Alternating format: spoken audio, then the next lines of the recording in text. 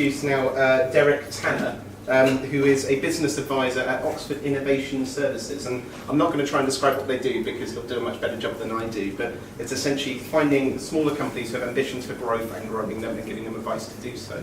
So if I can introduce Derek Tanner. Thank you very much. Gosh. How can you change this? Oh, you've got people there. Just let them know. Innovation. Wow. Room full of great. How many people are creative in this room at the moment? How many creatives? Right.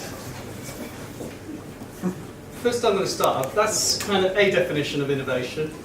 Can one of these creatives tell me what their definition of innovation is? You put your hand up, didn't you? I did, Yeah. Go on. What's your definition of innovation? We just heard one definition of innovation. Very much around. It's coming up with something new that no one's done before. Simply. Yeah. Anybody got an alternative definition of innovation? Problem solving? Problem solving? Yeah. Reimagining. Reimagining? Anybody got any ideas why we do it? Why bother? To progress. I'll show you. It's really important, obviously, because you got it. Yeah. That's how many government departments in different organisations are in this space, because they see it as being absolutely critical to economic growth in the country, business development. Why? You know what? You know, I talk to hundreds and hundreds of businesses. Most are just trying to survive, just trying to kind of stay where they are, steady state. Some, you know, want to grow, but why do they want to innovate? Why do they want to change? Any answers to that? I can do this by death by PowerPoint, or you can. Because you run out of, if you keep improving things incrementally, you hit a point where you're just turning over what you know, as things decline, you're just replacing that decline. So innovation is required to take that step change to grow. It's an economic model. Yeah. So people. So what if you're innovating in your business? Yeah. Is it to survive? Is it to grow? Both. Is it to do both? Because, you know, if we all had an Apple iPhone 3 now, you know, if they only brought out the 4, 5, 6, they'd be dead. So you need new products all the time. New products. So we're still talking about products, aren't we? Or services. I have a wider definition of innovation. That's why I wanted to present it, because often we talk about innovation in terms of developing new product, developing new services, having a, you know, developing the banana that grows and, you know, can eat it forever or whatever, you know, and that's where people put their effort and time when they think about innovation. I look at innovation as a wider process than that, and it encompasses all of your organisation. It's about that kind of continuous improvement. It's about the people within your organisation. It's about adding, it's about creating ideas, how you kind of test those ideas in the marketplace, how you start to bring that idealisation phase through to developing added value to products, people, services at the other end of the marketplace. There's two aspects to innovation, and that's why I asked you to put your hand up about the creatives in the room. As creatives, in my experience, that's why I'm not creative, are very good at coming up with ideas, coming up with new ways of doing things, you know, really solving problems, all those things that, you know, creative people are very good at doing, and being quite visionary about how to do it.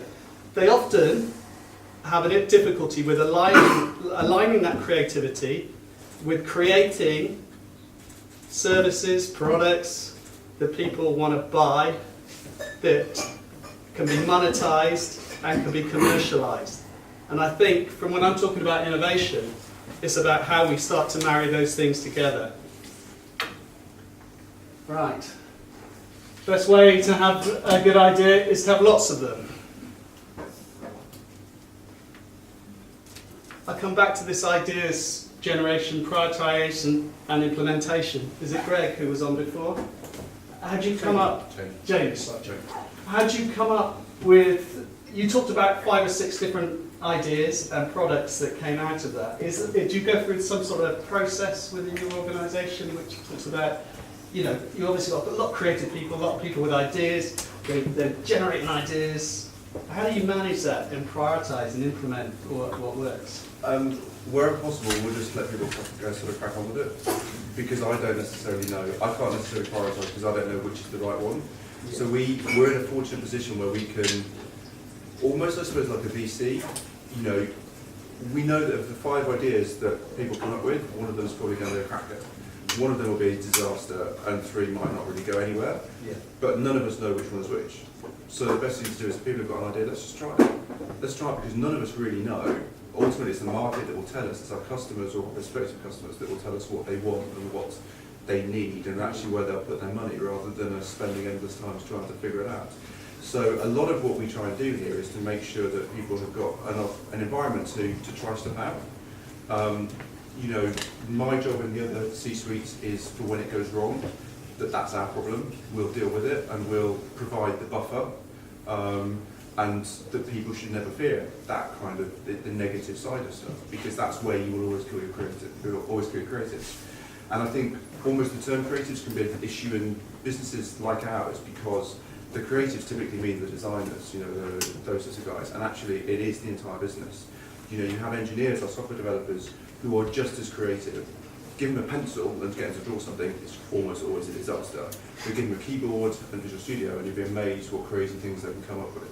And it's creative using very different tool sets and very different, sort of very different outcomes, typically intangible versus intangible, but they're just, if not more valuable to what we do. And it's how you tie all of those things together, sling them out in the market and see what sticks. Does anybody want to challenge that as a way forward? Because that's, you know, quite a creative approach. We just let everybody in our organisation be creative. We like them to kind of further ideas, and we kind of create a stimulating environment, and at the end our customers decide which of those ideas are worth bothering with or not, and in some ways the CEO kind of manages that kind of process when things go wrong. Anybody feel that they wouldn't run their organisation like that?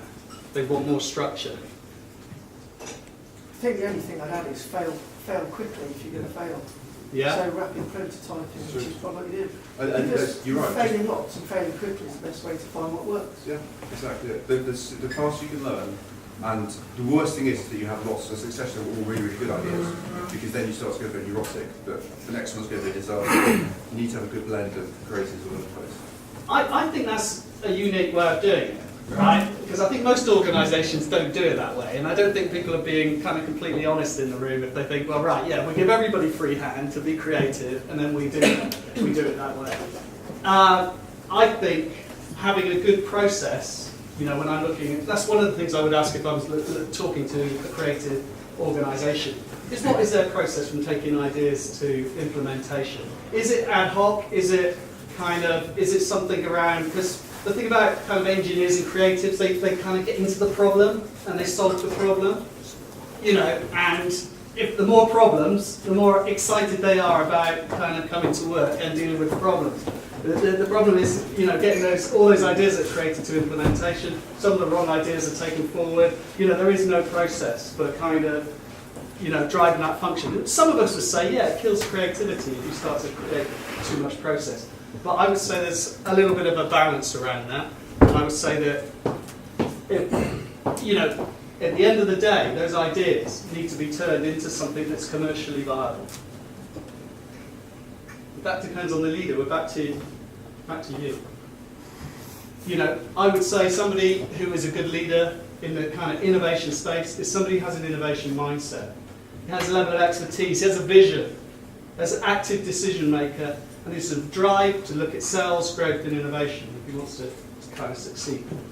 You know, when you're in a very niche techie area, you can survive maybe without some of these stuff. But if you really want to kind of grow and take it to the next level, be really, really a high growth, driving dynamic business that moves beyond the individual, then you have to kind of address these areas if you really want to innovate and create, you know, something that's sustainable. I look at this structure as, you know, something I kind of introduced a bit earlier, which is around taking ideals and adding value to products, processes and services from evaluation and implementation, for culture and strategy. There'll be a slide towards the end So I don't want to bore you with it, which show how we as Oxford Innovation can help support those kind of areas. But that's a design approach.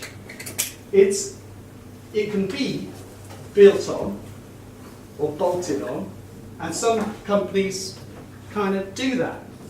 And that's not very innovative. They start to they just deal with the culture, or they deal with their marketing, or they deal with their product development, but they need to, if you really want to be an innovative company, you want to be a company that's design driven, you need to look at how you can bring those synergies together to really add value to your organisation, in my opinion.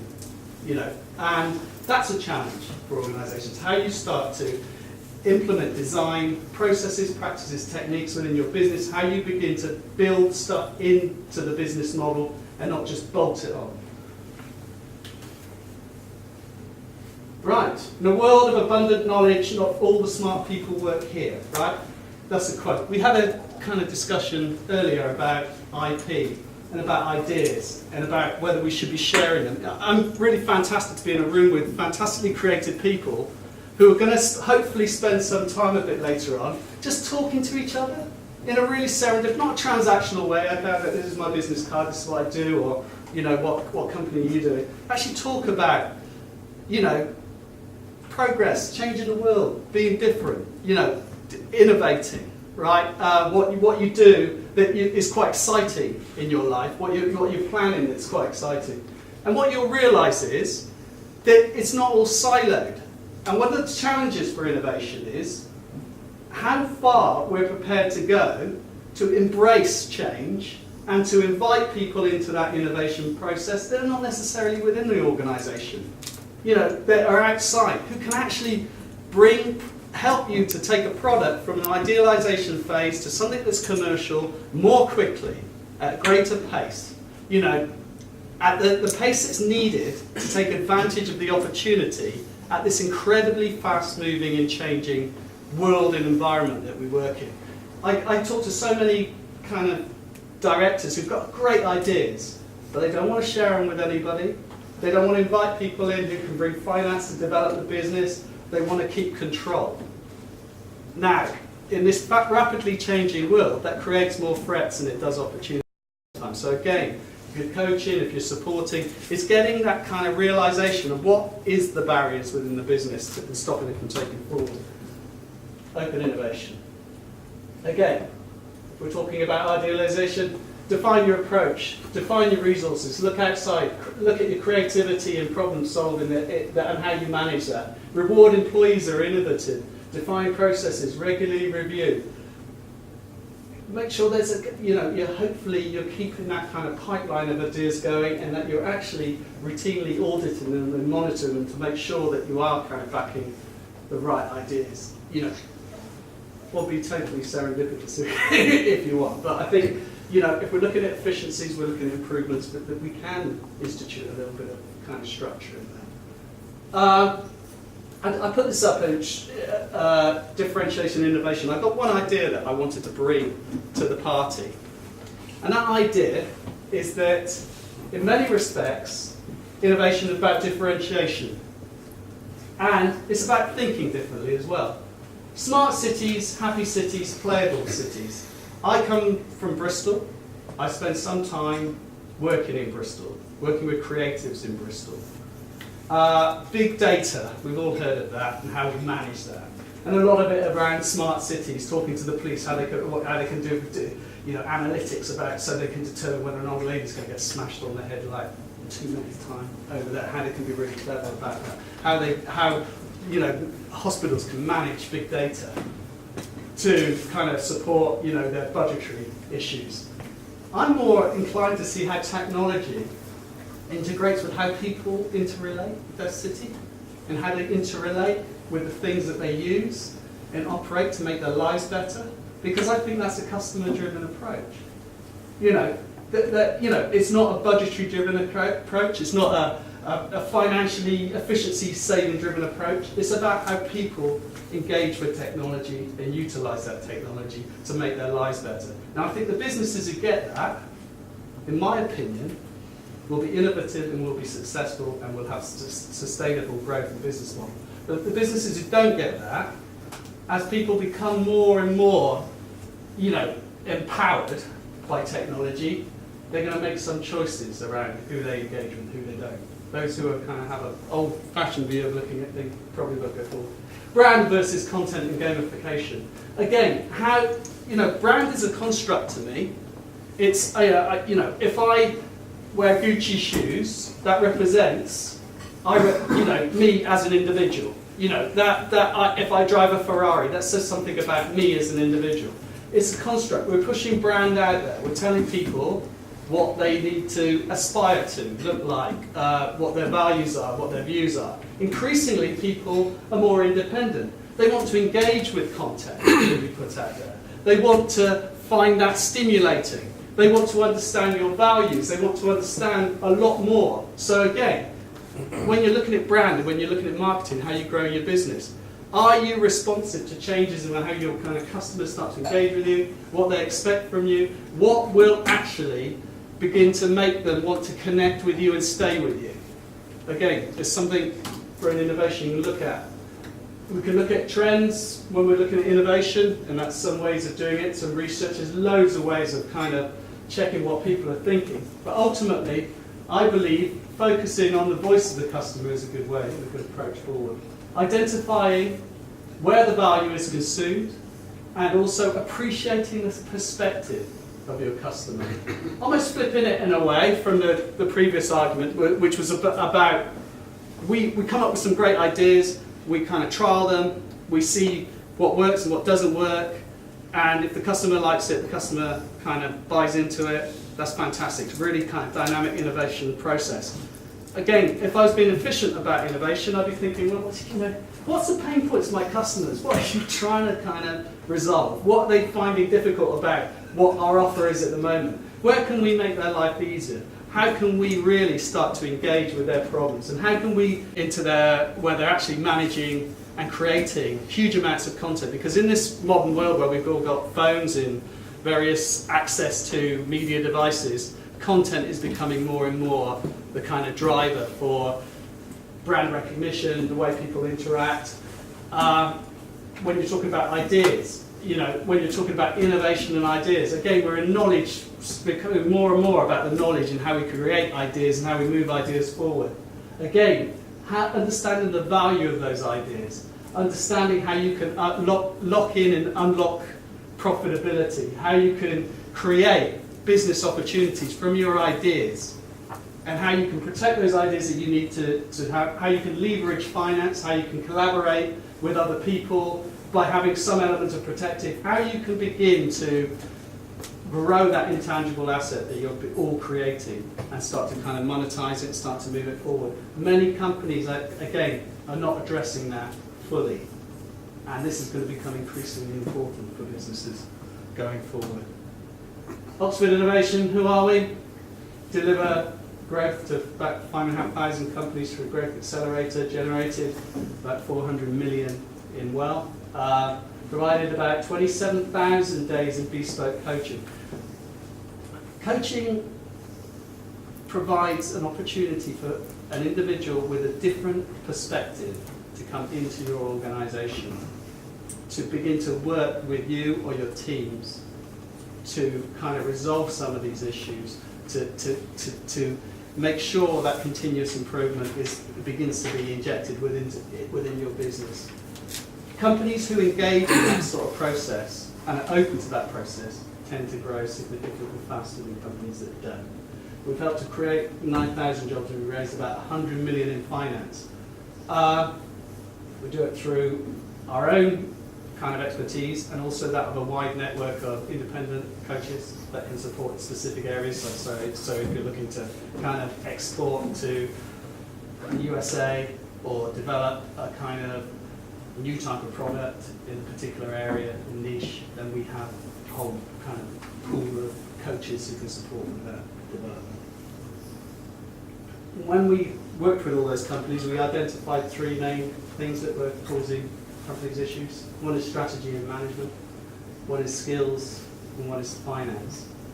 I think that kind of, again, comes to leadership. It comes to how you kind of value and how you start to develop the people within your business. But again, one of the most important things is this third aspect, which is finance. Again, with Oxford Innovation, we work with companies who are in the digital space, who want to grow their business, want to move forward rapidly with a new development or a new product development. At Oxford Innovation, we were born out of innovators. The MRI scanner, they were the founders of ours who developed it. Oxford Instruments, who founded Oxford Innovation. We have 3 massive investment venture capital kind of organisations that are closely associated with us. So we'll have businesses who need to grow, need to innovate, need finance, and we can support that. Again, how do we support those kind of added value areas? I'm not going to go through each of them specifically, but let's look at this culture of people in organisations. That could be through leadership and management, helping people to develop networks, looking at culture, looking at cultural intelligence as well, that ability to cross boundaries, to get engaged with people who don't see the world the same as you, and to actually begin to build teams in a more progressive way by working with that. Mentoring, skills development as one aspect, finance, and a whole range of support structures around intellectual property, around helping companies who want to disrupt or embrace new technology and change. Thank you. I don't know whether that was 15 minutes, 20 minutes or not. Any questions? We're about to have a sort of break in a bit and chat things, Yeah. but that was fantastic. All I would hope is that that's inspired you to kind of make the most of this opportunity to kind of just engage with each other and talk about what's really stimulates you and what encourages you to kind of want to be creative within the space of business, which I think is what excites me about it. Thanks, Derek.